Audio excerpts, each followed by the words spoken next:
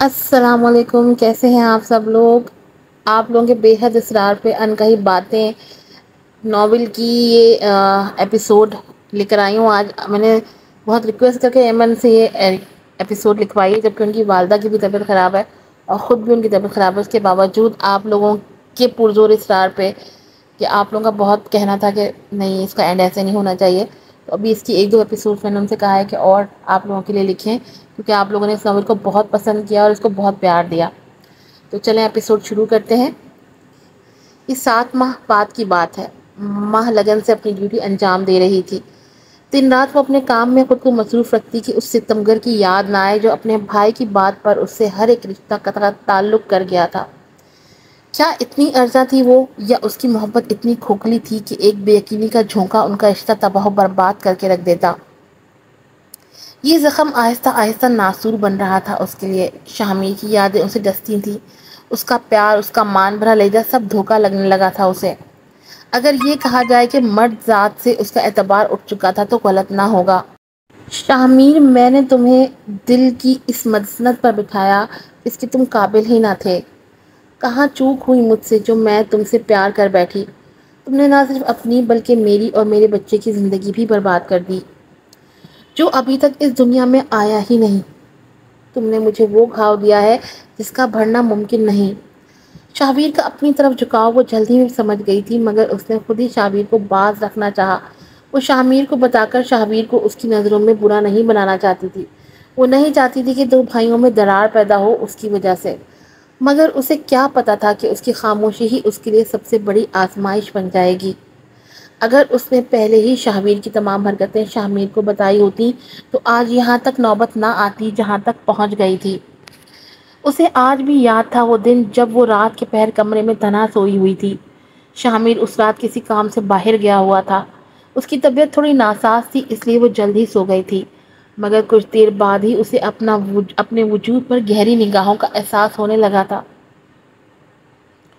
ان نظروں میں پتہ نہیں ایسا کیا تھا کہ ماہروں نیند میں بھی بری طرح کسمسانے لگی تھی، جیسے ان نظروں کا لمس اسے اپنے وجود پر اچھا نہ لگا ہو۔ گہری نیند میں بھی وہ جان گئی تھی کہ اس پرتپش زدہ نظروں کا چہرہ، کہ اس پر پرتپش زدہ نظروں کا پہرا ہے۔ وہ نیند میں بری طرح بے چین ہوئی تھی۔ وہ نہیں جانتی تھی کہ اس کی بے چینی کس وجہ سے ہے، مگر پھر بھی وہ اچھا محسوس نہیں کر رہی تھی۔ اور اچانک پھر اس کی آنکھ جھٹکے سے کھلی تھی۔ جیسے ہی اس کی آنکھ کھلی اس نے شاہویر کو اپنے قریب ہی جھکے پایا۔ گہری نیند میں بھی وہ جان گئی تھی کہ اس پرتپش زدہ نظروں کا پہرا، وہ نیند میں بری طرح دوبارہ آ گئے۔ وہ نہیں جانتی تھی کہ اس کی بے چینی کس وجہ سے ہے، مگر پھر بھی وہ اچھا محسوس نہیں کر رہی تھی۔ اور اچانک پھر اس کی آنکھ جھٹکے سے کھلی تھی۔ جیسے ہی اس کی آنکھ کھلی اس نے شاہویر کو اپنے قریب ہی جھکے پایا۔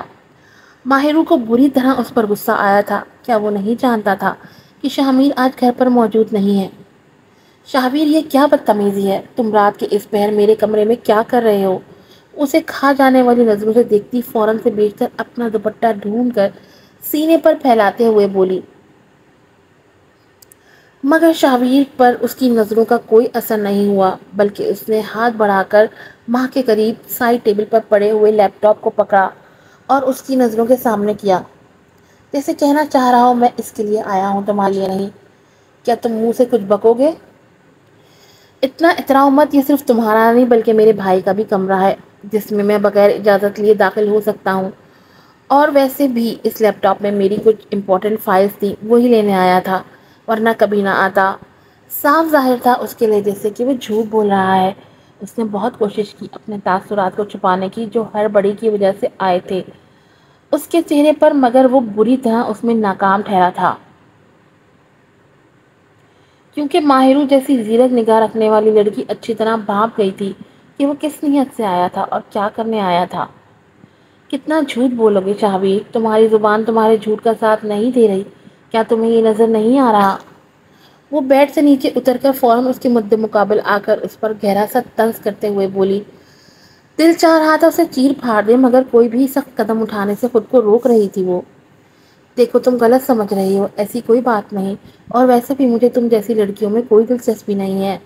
وہ بھی سرخ نگاہوں سے اسے غصے سے دیکھتا ہوا اپنی مٹھیاں کس کر بھیجتے ہوئے بولا، دل پوری طرح ڈگمگا رہا تھا کہ آخر اسے یہ چوک کیسے ہو گئی، کیسے لمحات کی رو میں بہہ گیا تھا کہ اپنے اوپر سے اختیار کھو بیٹھا تھا۔ اسے شدت سے خود پر طیش آ رہا تھا، وہ ایک نہایت فاش غلطی کر چکا تھا اور اپنے دشمن پلس محبوب کے سامنے۔ ایسا کچھ نہ ہی ہو تو بہتر ہے شابیر، کیونکہ تم شاید بھول رہے ہو کہ میں تمہاری بھابھی ہوں، مگر میں یہ نہیں بھولی۔ اچھا ہے کہ تم بھی یاد رکھو، ورنہ اس سنگین غلطی کی کتنی بڑی سزا تمہیں میں دے سکتی ہوں یہ ابھی تم نہیں جانتے۔ او میرا منہ تھک گیا۔ ماں اسے انگلی دے کھا کر وارن کرتے ہوئے بولی تو وہ دانت پیس کر رہ گیا۔ کہنا تو وہ بہت کچھ چاہتا تھا مگر خود پر ضبط کر کے رہ گیا اور لیپ ٹاپ دبوچتا ہوا وہ تن فن کرتے ہوئے باہر نکل گیا تھا۔ پیچھے ماں پریشان سی بیڈ پر گر گئی تھی۔ آخر یہ شخص کس راہ پر چل نکلا تھا، اس کی سمجھ سے باہر تھا، اور پھر آہستہ آہستہ ان چھوٹی چھوٹی کوتاہیوں کو ماں غور سے دیکھنے لگی تھی۔ کیا اس کا شک صرف شک ہی تھا یا یقین؟ لیکن جلد ہی یہ ثابت ہو گیا تھا کہ وہ سچ میں نہ صرف بلکہ اس کا بسا بسایا گھر بھی جانا چاہتا تھا، اور یہ سب تباہ و برباد تو تب ہوا جب وہ اپنی سالگرہ کے دن ڈریسنگ روم میں تیار ہو رہی تھی اور شہابیر کی آواز اس کے کانوں میں پڑی، جو ہادی سے غصے سے بات کر رہا تھا۔ نہیں دیکھا جاتا ان دونوں کو ساتھ، مجھ سے انہیں الگ کر کے رہوں گا میں۔ اپنے پیچھے کسی کی موجودگی محسوس کر کے وہ پلٹا تو ماں نے رکھ کر اس کے منہ پر تھپڑ مارا تھا، جس پر وہ غصے سے سرخ ہوتی نظروں سے اسے گھورنے لگا تھا۔ او ماں میرا منہ تھک گیا، ہاف ٹائم لے لیتے۔ میں نے پیٹرن چینج کیا ہے تو اس کی مجھے ٹائمنگ کا اندازہ نہیں ہوا، اسکرین چلنے کا اور بولنے کا۔ وہ اتنی فاسٹ اسکرین چلی ہے کہ میں اتنی جلدی جلدی بول کے میرا منہ تھک گیا، درد کر رہے میرے گال۔ چلیں جی، ہاف ٹائم ختم، دوسرا پارٹ شروع کرتے ہیں۔ تم مجھے اور شامیر کو الگ نہیں کر سکتے، کبھی ہم ایک ہیں۔ اگر تم نے کوئی چال چلنے کی کوشش کی تو تمہاری ہستی مٹا دوں گی۔ دھوکے باز، تمہارے سب کھیل سمجھ گئی ہوں میں۔ تمہاری اتنی گندی ذہنیت ہے تمہارے کہ تھوکنے پر بھی نہ دل کرے۔ وہ اسے جھنجھوڑ کر بولی۔ شہامیر اس کی آخری باتیں سمجھ کر بات کو الگ رنگ دے بیٹھا تھا۔ ماں، یہ کیسا سلوک کر رہی ہو میرے بھائی کے ساتھ تم؟ اور تم اس کی تربیت پر بات کرنے والی ہوتی کون ہو؟ وہ شہابیر کو گلے لگاتا بولا تو وہ میر کی پہلی بار کچھ بولنے پر خوشی کے ساتھ حیران ہوئی تھی، تبھی اس کی بات پر توجہ نہ دی۔ حیران تو ویر بھی تھا۔ وہ اس کے پاس آنے لگی۔ دور رہو مجھ سے، میرے بھائی کو دھوکے باز کیوں کہا تم نے؟ وہ چلا کر بولا تو وہ اس کے لہجے پر حیران ہوئی تھی، اور ویر اسے چڑھاتی نظروں سے دیکھنے لگا تھا، جیسے کہہ رہا ہو دیکھ لو کس کی اہمیت ہے اس گھر میں، میری یا تمہاری؟ کیونکہ یہ دھوکے باز ہے، تمہیں اور مجھے الگ کرنا چاہتا ہے۔ آئینہ کے ساتھ بھی صرف مطلب کے لیے ہے۔ تمہارا بھائی اچھا نہیں ہے، بلکہ بلڈی دھوکے باز اور برا شخص ہے۔ وہ پھنکارتے ہوئے بولی تو اس سے پہلے کہ وہ اس کی حقیقت کا پردہ فاش کرتی، شہامیر کے صبر کا پیمانہ لبریز ہوا تھا اور اس نے ماں پر ہاتھ اٹھا دیا تھا، اور یہ یاد کرتے ہوئے جھٹکے سے حال میں واپس آئی تھی۔ اس کی طبیعت خراب تھی مگر پھر بھی کچھ حساس ڈسکشن کے لیے وہ آج وہاں خطرناک جگہ پر اس کیمپ میں موجود تھی، مگر وہاں اچانک دشمنوں کا حملہ ہو چکا تھا۔ یہ کیمپ کھائی کے بہت نزدیک تھا، اونچے اونچے پہاڑوں پر بنا یہ کیمپ سب کی نظروں سے پرے تھا۔ جیسے ہی اس کے ساتھیوں نے اسے باہر نکالا، سنبھل کر تیزی سے پہاڑ کے کنارے پر چلتے، اس کے دشمن نے اس کو دھکا دیا تھا۔ اس کا پاؤں پھسلا تھا اور وہ کھائی میں جا گری تھی۔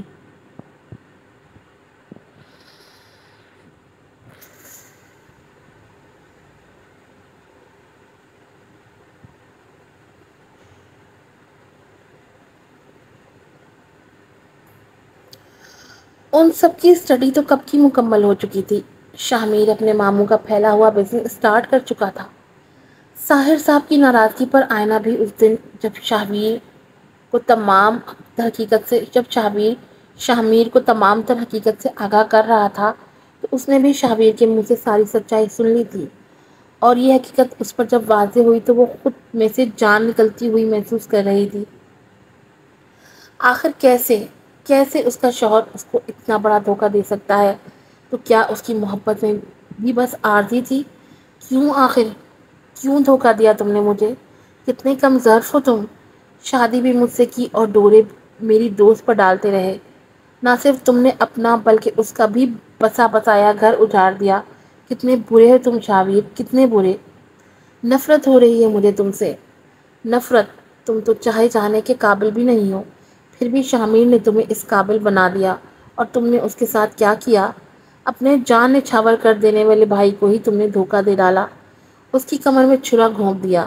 تم جیسا منافق شخص میں نے آج تک نہیں دیکھا۔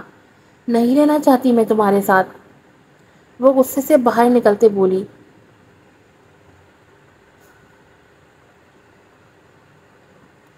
میری بات تو سنو آئینہ، مجھے معاف کر دو، میں جان گیا ہوں میری کیا غلطی تھی، پلیز مجھے معاف کر دو۔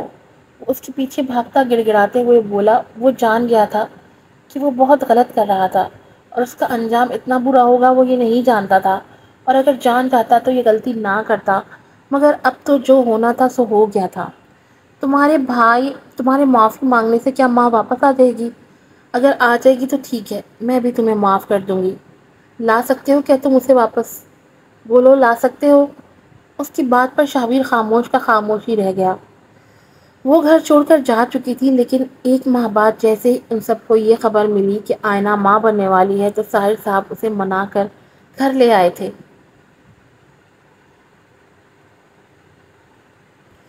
یہی ایک عام سا دن تھا، سب لاؤنج میں بیٹھے تھے۔ آئینہ ساحر صاحب کے لیے پانی کا گلاس لا رہی تھی، جب ٹیلی فون کی گھنٹی بجتی گھنٹی نے اسے اپنی طرف متوجہ کیا۔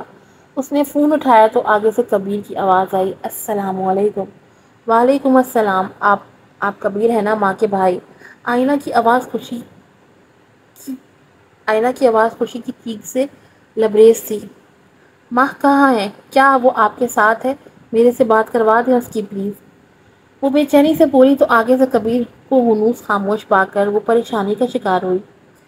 کبیر کے لب کپ کپا رہے تھے، آخر کیسے دیتا وہ ان سب کو وہ خبر جو ان پر بجلی بن کر گرنی تھی۔ آپ کچھ بول کیوں نہیں رہے؟ کیسی ہے ماں؟ وہ ہچکچاہٹ سے بولی۔ وہ نہیں رہی۔ یہ تین لفظ کہتے ہوئے کبیر کی آواز کپکپاہٹ کا شکار تھی، جیسے بہت ضبط سے ادا کیے ہوں یہ الفاظ۔ یہ سننا تھا کہ گلاس چھوٹ کر نیچے گرا تھا اور چھناکے کی آواز سے ٹوٹ گیا تھا۔ اس کی حالت دیکھ سب لبک کر وہاں آئے تھے۔ کیا ہوا بیٹا؟ فون پر کون ہے؟ ساحر صاحب پریشانی سے بولے۔ ماں، وہ روتے ہوئے لرزتے لبوں سے بولی۔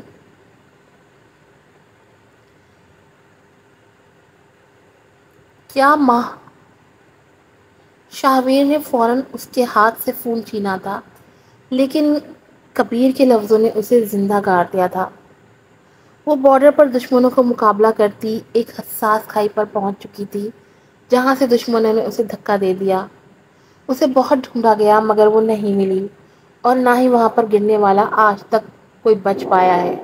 یہ سنتے ہی شاہویر سے اور نہ سنا گیا تو اس نے کھٹاک سے فون بند کر دیا۔ ماں اس دنیا میں نہیں رہی، وہ بڑے ضبط سے اپنی سرخ آنکھوں سے بھری آنکھوں کو میچتے ہوئے بولا۔ اس کی بات پر اندر ہوتے شاہمیر کی سانسیں تھمی تھیں۔ وہ وہیں لڑکھڑایا تھا اور دروازے کا سہارا لیا تھا۔ اچانک اس کی سانسیں تنگ ہونے لگی تھیں۔ وہ نیچے گرا تھا۔ کیا یہی اس کا کارما تھا کہ وہ اس کے بغیر دیکھے ہی جیے اور بغیر دیکھے ہی مر جائے؟ نہیں، ایسا نہیں ہو سکتا۔ ماہرہ، تم مجھے یوں ایسے تنہا چھوڑ کے نہیں جا سکتی۔ نہیں نہیں، پلیز نہیں۔ وہ زمین پر سر پٹکنے لگا تھا۔ آج کی ایپیسوڈ یہاں ختم ہوتی ہے۔ ابھی میرے خیال میں ایک یا دو اس کی ایپیسوڈ اور ہیں۔ یہاں پر ماہرہ کی سائیڈ کی سٹوری دکھائی گئی ہے اس ایپیسوڈ میں، اور میں امید کرتی ہوں کہ آپ اس ایپیسوڈ کو بھی اچھے سے لائک کریں گے، کیونکہ میں نے اس کا پیٹرن تھوڑا چینج کیا ہے، تو شروع کا جو ایپیسوڈ ہے وہ میں نے بہت جلدی جلدی بھاگ بھاگ کے پڑھا ہے۔ دوبارہ سے بنانا بہت مشکل ہوتا ہے، موبائل میں اتنی اسپیس نہیں ہوتی۔ یہ ایک ویڈیو جو ہے نا 3 GB 4 GB کی ایک ویڈیو بنتی ہے، تو موبائل میں اسپیس نہیں ہوتی تو بندہ بار بار اس کو ویڈیو کو بنائے، اس لیے تھوڑا سا جو ہے آپ اس کو سلو موڈ پہ کر کے سن لیجیے گا۔ میں نے بول بول کے تب تیز سے بولا، میرا منہ دکھ گیا آج۔ تو نیکسٹ ٹائم کوشش کروں گی کہ میں ان دونوں چیزوں کو، اسکرین کو، وائس کو میچ کروں، اور اسپیڈ اتنی رکھوں کہ آرام سے اس کو پڑھ سکوں، تاکہ آپ بھی آرام سے اس کو سن سکیں. پھر ملیں گے نیکسٹ ایپیسوڈ میں. ایمن رضا کو دعا میں یاد رکھیے گا, ان کی والدہ کو دعا میں یاد رکھیے گا, ان کی والدہ بیمار ہے, اللہ میں ان کو شفائے کاملہ عطا کرے. پھر ملیں گے نیو ایپیسوڈ کے ساتھ. السلام علیکم.